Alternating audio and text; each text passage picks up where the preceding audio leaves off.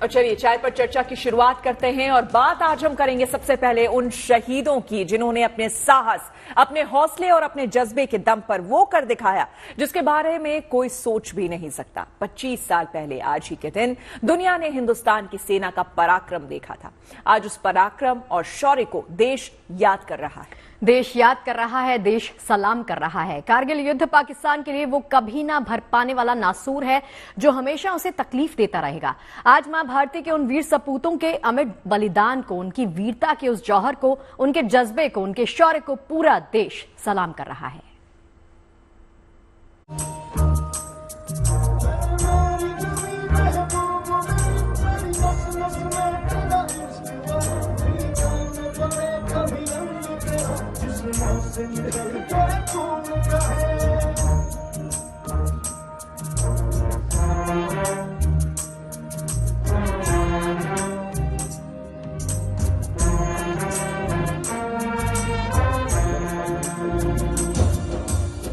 ऐसे ही शौर्य और देशभक्ति की भावना से जुड़े अल्फाज 25 साल पहले कारगिल के युद्ध में उतरे जाबाजों के दिलो दिमाग में गूंज रहे थे। आज कारगिल विजय दिवस की रजत जयंती पर देशभक्ति की वो तमाम रंग घाटी में बिखरे नजर आए जो आपको यकीनन जोश और देशभक्ति के भाव से भर देंगे। कारगिल युद्ध 25 साल का अरसा गुजर गया है। जिन जाबाजों ने इस जंग में दुश्मनों के दांत खट्टे किए, उनके अदम्य साहस की कहानियां आज तक धूमिल नहीं हुई है। घाटी में ये वो युद्ध का मैदान है जिससे पूरे देश की भावना जुड़ी है। ये 25 वर्ष का समय जो गुजरा है, ये मैं समझता हूँ कि हमें हमारे बेटे ने एलिवेट किया है और हम अपने आप को सौभाग्यशाली मानते हैं कि उन्होंने हमारे घर में जन्म लिया है। देश के युवाओं से मेरा ये संदेश है कि वो सोशल कॉन्शियसनेस, नेशनल कॉन्शियसनेस को डेवलप करें, चरित्रवान बने और अच्छे नागरिक बनते हुए अपने देश को आगे ले जाएं। देश का सर्वोच्च बलिदान देने वाले वीर सपूतों के आगे इस मैदान ने दुश्मनों को घुटने टेकते देखा है। अटैक बड़ा डेयर डेविल अटैक था और उसके अंदर 3 जेसीओज और 15 जवान जो ने शहादत दी थी, अपने प्राणों की आहुति दी थी और लगभग 21 हम लोग थे जो कि इंजर्ड हो गए थे, जिनको की गोलियां या फिर शार्पनर लगे थे। लेकिन उसके बावजूद जो है अभी याद आता है तो मुझे बड़ा गर्व महसूस होता है कि हम लोगों ने उस टाइम पर उस प्रकार की लड़ाई में हिस्सा लिया और आज 25 साल बाद और अच्छा लग रहा है कि चलो 25 साल बाद हम इसको सेलिब्रेट कर रहे हैं। हिस्ट्री लिखने के लिए कुछ ही बंदे चाहिए होते हैं, लेकिन हिस्ट्री बनाता पूरा देश है।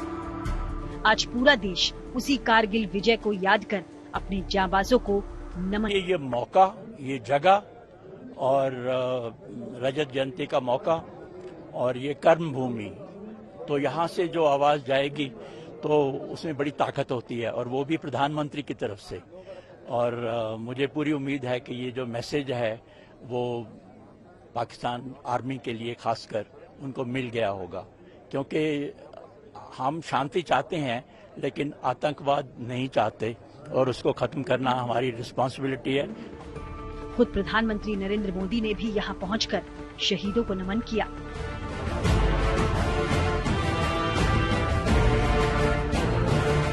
कल शाम से ही कारगिल वॉर मेमोरियल पर शौर्य संध्या की लौ जलाई गई। यहाँ प्रज्वलित अमर जवान ज्योति के सामने ये दिए 1999 के अमर शहीदों की याद में जलाए गए।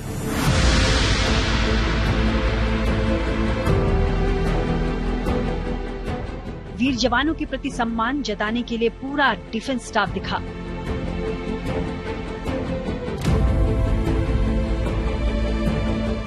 रक्षा मंत्री राजनाथ सिंह समेत chief of defence staff general Anil Chauhan, सेना अध्यक्ष जनरल उपेंद्र द्विवेदी और पूर्व सेना अध्यक्ष जनरल मनोज पांडे समेत सेना के कई आला अधिकारियों ने यहां शौर्य और सम्मान का दिया जलाया।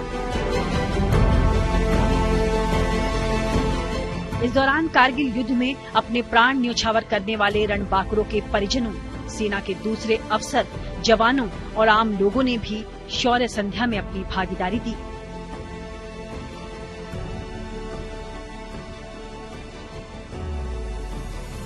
बहुत गर्व हो रहा है भाई, देश के लिए भाई शहीद हुआ है तो बहुत ज्यादा गर्व है हमारे को अपने भाई।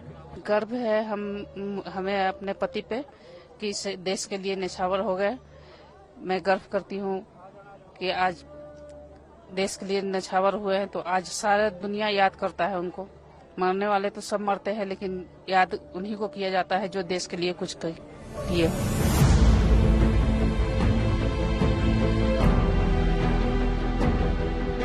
वहीं इसी मौके पर एक भव्य लेजर शो के जरिए कारगिल जंग में भारतीय फौज की वीरता, उनके जोश और पराक्रम की शानदार वीरगाथा दिखाई गई।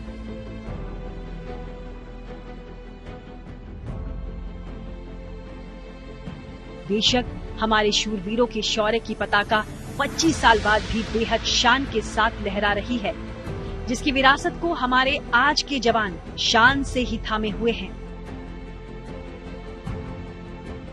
आज हम इन रणबांकुरों के बलिदान की वजह से ही महफूज महसूस कर रहे हैं, तभी तो हर आम और खास अपने अपने तरीके से कारगिल के इन जाबाजों को अपनी भावभीनी श्रद्धांजलि दे रहा है। मैं बहुत सम्मान देना चाहता हूं हमारे सारे कारगिल के युद्ध के वीरों को, उनके परिवारों को। आपकी वजह से हम सुरक्षित हैं, आपकी वजह से हम धन्य हैं। Thank you so much. आपको बहुत बहुत शुभकामनाएं, बहुत बहुत प्रार्थना। जय हिंद।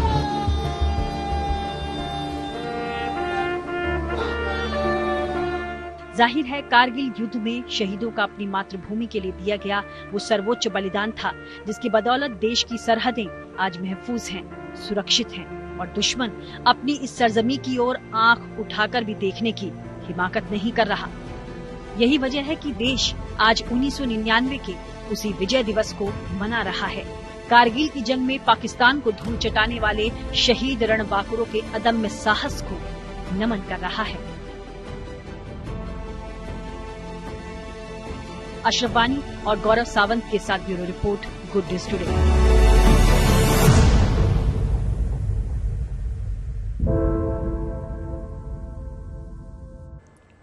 कारगिल युद्ध को 25 साल का अरसा गुजर गया, लेकिन इस युद्ध की यादें आज भी हमारे जहन में ताजा हैं। कारगिल वो नाम है जिससे पूरे देश की भावना जुड़ी है। इस घाटी ने देश का सर्वोच्च बलिदान देखा, दुश्मन की चालाकी देखी, भारत के वीरों के आगे दुश्मनों के घुटने टेकते देखा और आज देश उसी वजह को याद कर रहा है। और इस मौके पर पीएम मोदी की मौजूदगी में 1999 की वो गौरव गाथा भी पेश की गई, जब मां भारती के वीर सपूतों ने पाकिस्तान को मुंहतोड़ जवाब दिया। शहीदों की चिताओं पर लगेंगे हर बरस मेले। जय हिंद। मैं राइफलमैन अमित सिंह और मैं राइफलमैन जीवन श्रेष्ठ 7 बटालियन 11 गोरखा राइफल भारतीय सेना की तरफ से आप सभी का इस कारगिल वॉर मेमोरियल में हार्दिक स्वागत तथा अभिनंदन करते हैं। कारगिल युद्ध का एक बड़ा भाग इसी क्रॉस सेक्टर से लड़ा गया। इसके अलावा आप जिस स्थान पर उपस्थित हैं, वहाँ से उन पहाड़ियों की चंद एक चोटियां दिखाई देती हैं, जिन पर सन 1999 में पाकिस्तानी सेना ने धोखे से घुसपैठ की थी। आप जिस रास्ते से आए हैं उसे नेशनल हाईवे के नाम से जाना जाता है। टाइगर हिल की ऊंचाई समुद्र तल से लगभग 16,700 फीट है। टाइगर हिल बाएं, दूसरी नुकीली चोटी, नाम राइनो हॉर्न बाएं, एक हल्का गोलाकार टॉप, नाम 0.4875 को आज हम बत्रा टॉप के नाम से जानते हैं। आपके सामने तोलनिंग पहाड़ पर दुश्मन के करीब 100 सैनिक थे। ये उनके द्वारा की गई एक गहरी घुसपैठ थी। वहाँ से दुश्मन NH-1 पर प्रभावशाली फायर डाल रहा था। 2 जुलाई की रात दोनों ही बटालियनों ने भिन्न भिन्न दिशाओं से हमला शुरू किया। लक्ष्य कठिन था पर असंभव नहीं। इस उत्तम गुस्सा की लड़ाई के बाद अंत 11 जुलाई टाइगर हिल की चोटी पर फिर से तिरंगा लहराया गया। उनके अदम्य साहस को देखते हुए 18 ग्रेनेडियर थे। ग्रेनेडियर योगेंद्र सिंह यादव को परमवीर चक्र और लेफ्टिनेंट बलवान सिंह को महावीर चक्र से सम्मानित किया गया। 0.4875 उसके आसपास की चोटियों को कब्जा करने की जिम्मेदारी 13 जम्मू एंड कश्मीर राइफल 17 व 2 नागा को दी गई।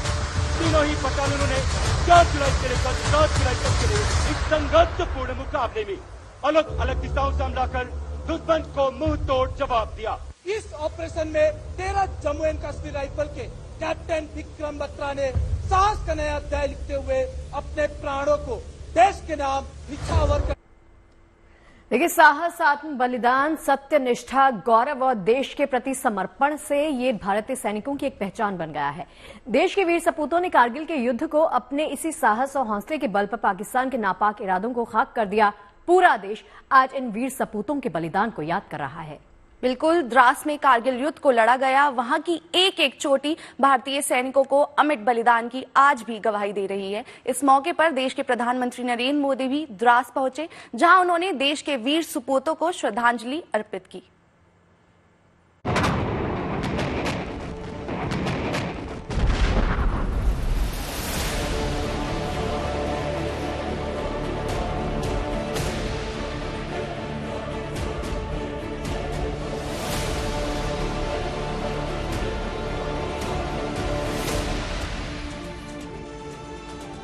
शहीदों की शहादत पर लगेंगे हर बरस मेले,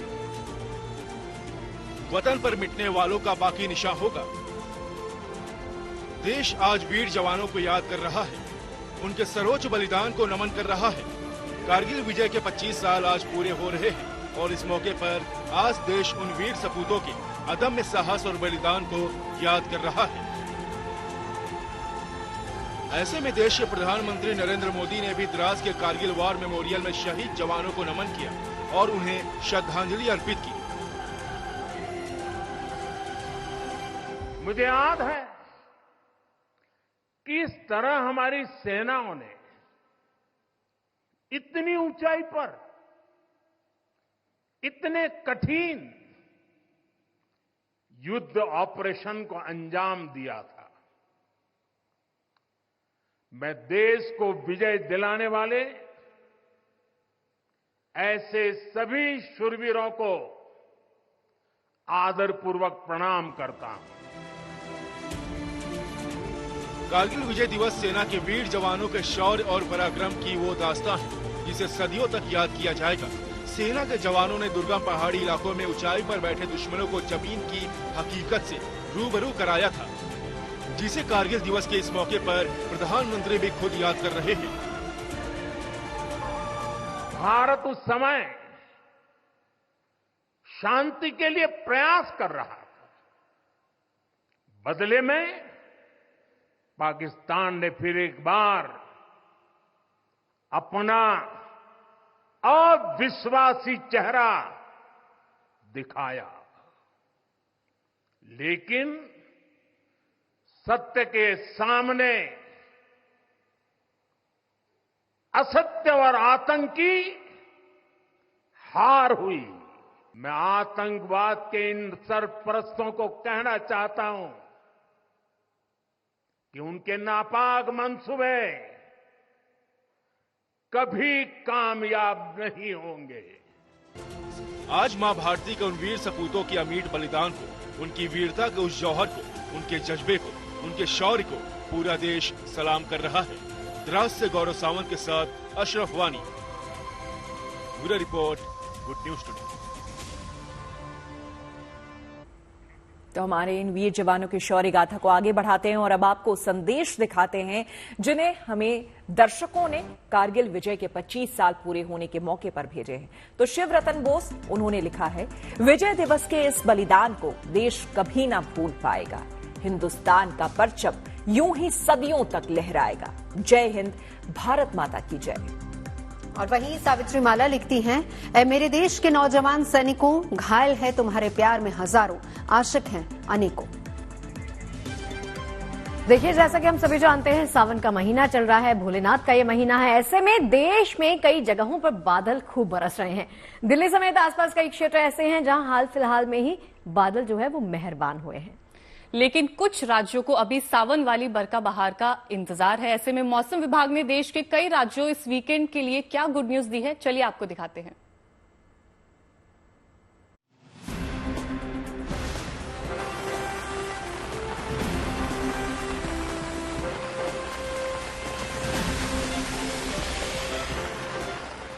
पिछले 2-3 दिन से दिल्ली के आसमान से बदरा रह रह कर बरस रहे हैं, तभी तो राजधानी के कुछ इलाके पानी से तरबतर दिख रहे हैं। मौसम विभाग ने भी इस वीकेंड के लिए गुड न्यूज दी है। दिल्ली में अगले 2-3 दिन बारिश के आसार बने हुए हैं। बरखा बहार राजधानी और आसपास के आसमान पर तो आई है, मगर उमस बनी हुई है। गनीमत है गर्मी की तपिश से फिलहाल 2-4 होना नहीं पड़ रहा। सावन का आगाज क्या हुआ, देश के कई राज्यों में तो मौसम का मिजाज ही बदल गया। चारों तरफ भीगा भीगा मौसम और ठंडी ठंडी हवाएं मानो सुकून का एहसास दिला रही हैं। उधर पहाड़ों पर मौसम खुशगवार तो हुआ है, मगर कुछ परेशानियों से भी 2-4 होना पड़ रहा है। मौसम विभाग की ओर से इस बरसाती मौसम के लिए उत्तराखंड और हिमाचल प्रदेश में खास तौर से अलर्ट है। उत्तराखंड के देहरादून, नैनीताल और बागेश्वर में बारिश का येलो अलर्ट है। पिछले 24 घंटे में देहरादून, नैनीताल, बागेश्वर, पौड़ी और चमोली में बारिश हुई।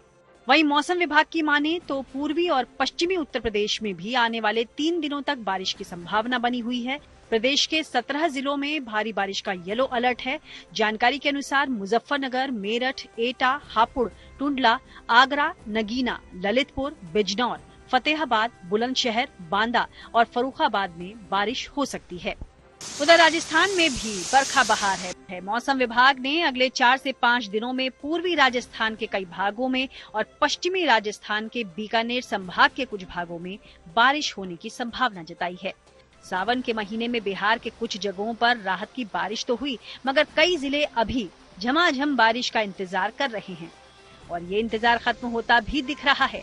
मौसम विभाग के अनुसार 5 जिलों में बारिश को लेकर येलो अलर्ट है। इनमें पटना समेत नालंदा, बक्सर, नवादा और सीवान शामिल हैं। हालांकि बाकी बचे जिलों में 1 अगस्त से पहले झमाझम बारिश की संभावना फिलहाल नहीं है। उधर महाराष्ट्र के ज्यादातर इलाकों में बादल खूब बरस रहे हैं। मुंबई, पुणे और उसके आसपास के इलाकों में लगातार बारिश हो रही है। मौसम विभाग ने मुंबई, पुणे और रायगढ़ जिले के लिए रेड अलर्ट जारी किया है। मौसम विभाग ने मुंबई, पुणे और रायगढ़ जिले के लिए रेड अलर्ट जारी किया है। फिलहाल तो हरियाली और ताजगी देने वाला सावन आने के बाद से देश भर के कई राज्यों में मौसम सुहावना बना हुआ है। कहीं बदरा दिल खोलकर बरस रहे हैं, तो कहीं रूठे बादल भी अब मानते दिख रहे हैं और कहीं अभी सावन वाली बरखा बहार का बेसब्री से इंतजार है। Bureau report, good news today. सावन की बात हो रही है, जाहिर सी बात है बारिश की बात होगी जो अभी अभी आपने देखी, लेकिन सावन में कांवड़ यात्रा, जी हां, जिसकी चर्चा हर ओर है क्योंकि अलग अलग तरह के शिव भक्त अनोखी कांवड़ यात्रा लेकर निकले हैं। कोई आपको खुद शिवजी अपने कंधे पर उठाए चलता फिरता हुआ दिखेगा और कोई आपको खुद बाल गोपाल भी हमने आपको दिखाया था किस तरह से अपने साथ लिए चल रहे हैं। लेकिन अब जो हम आपको दिखा रहे हैं दरअसल ये 51 फीट की कावड़ है जो कि मुंगेर में ये अनोखी कावड़ सामने देखने में आई है। खास बात यह है कि इस कावड़ को 12 ज्योतिर्लिंगों से सजाया गया है और ज्योतिर्लिंग के मस्तक पर तिरंगा पगड़ी सुशोभित की गई है। बिल्कुल, देवभूमि हरिद्वार में एशिया का सबसे बड़ा कावड़ मेला शुरू हो चुका है और 3 दिन में करीब 12 लाख से अधिक कावड़िए यहां से गंगा जल लेकर रवाना हो चुके हैं। सावन शुरू होते ही शिव भक्तों का हरिद्वार से गंगा जल लेने आने का सिलसिला शुरू हो गया था। अब यहां से जल भरकर ये शिव भक्त बोले अपने अपने धामों की ओर जा रहे हैं, जहां वो गंगा जल से भगवान शिव का जलाभिषेक करेंगे।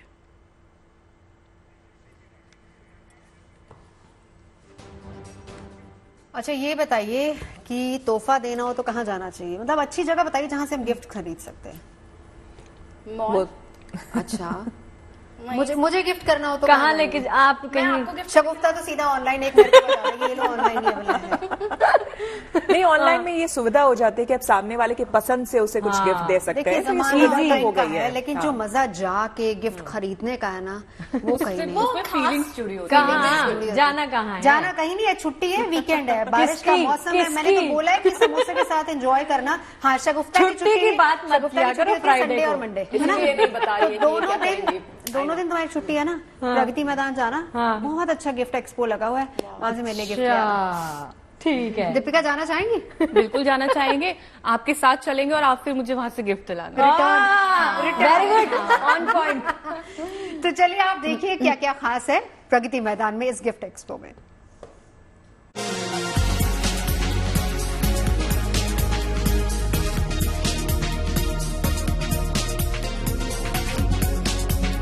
अगर आप किसी अपने को देने वाले गिफ्ट को लेकर उलझन में हैं या ऑफिस में कर्मचारियों को गिफ्ट देना चाहते हैं लेकिन समझ नहीं आ रहा कि क्या तोहफा दें, तो फिर प्रगति मैदान आपकी समस्या का समाधान हो सकता है।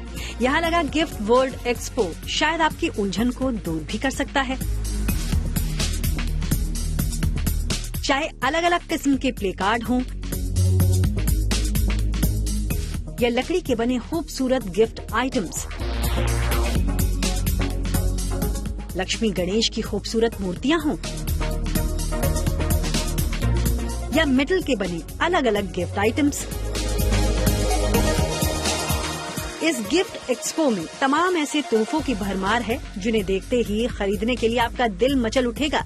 ऐसा ही एक तोहफा है जिसे हम आप रोजाना इस्तेमाल करते ही हैं, ईयरबड्स। लेकिन इस एक्सपो मार्ट में शोकेस किया जा रहा ये ईयरबड्स कुछ अलग है, कुछ खास है।